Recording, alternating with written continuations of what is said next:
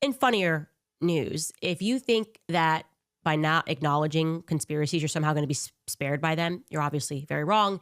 If you join the experts, and try to throw mud at people who are speaking about the obvious lies, eventually you will get swallowed by them. That's how it goes. You sell your soul to the devil. Eventually you'll get swallowed by it. Now, that's not a way to say that Tim Pool sold himself to the devil. He's a bit of a fence sitter. I like Tim Pool. He's always been good to me. But when it matters, he will always just take like a little dig.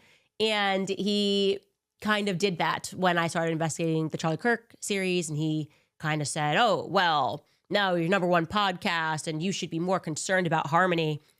As I started saying that the donors were squeezing Charlie, like that's the main thing. This is a part of the story. Like donors were getting very angry with Charlie.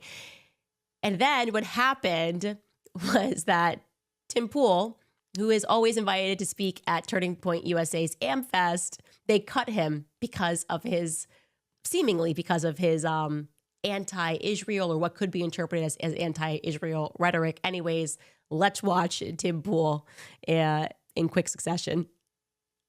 That moment before Charlie was murdered, there was a path that we were on that was promising.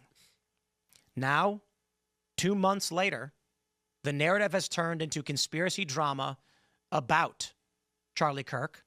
If Turning Point was involved in it, references to Jewish donors pulling out and how Erica knew everything. And that's the narrative the number one podcast has given us. A few moments later. I've not said anything particularly disparaging about AmFest, but they told me I couldn't come. Why? Maybe it's because I said we should stop funding Israel. Maybe it's because I said we shouldn't be giving money to Ukraine. Maybe it's because young people largely don't want foreign intervention. And there are individuals in politics who disagree.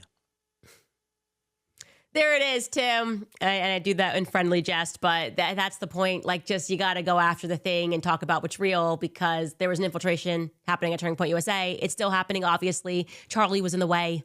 And this is relevant. It's all relevant. We have to understand exactly what happened in the months leading up to Charlie Kirk's assassination to understand a fuller picture, to try to get to what the truth is. And yeah, anyways, I thought it was very funny when I saw that happen. Not like funny that you didn't get invited. It happened to me the year before. That's it. The donors squeeze him. They don't like one thing you say. You get put on a list. Financial threats are made. And Charlie was standing up for himself. So, but I do think it's funny that you learned this lesson the hard way. Anyways, again, that's all in friendly fire.